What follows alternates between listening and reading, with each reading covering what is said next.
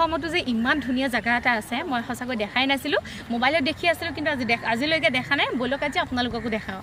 এয়া চাওক আমাৰ গুৱাহাটী মিনি তাজমহল দেখিছে কিমান ধুনীয়া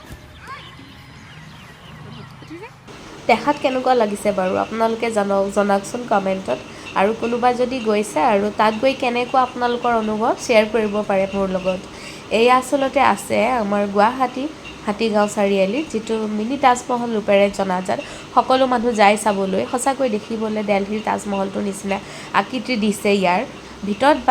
একো নাই কিন্তু ভিতৰত তেওঁলোকে নামাজ পঢ়ে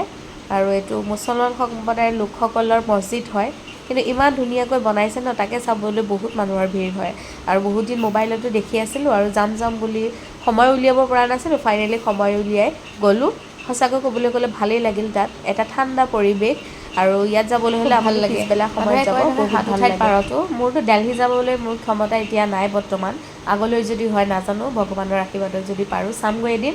আৰু এই হাত উঠাত পাৰতো জানে কাম কৰিলোঁ তাজমহল চাবলৈ গৈ মিনি তাজমহল চাই আহিছোঁ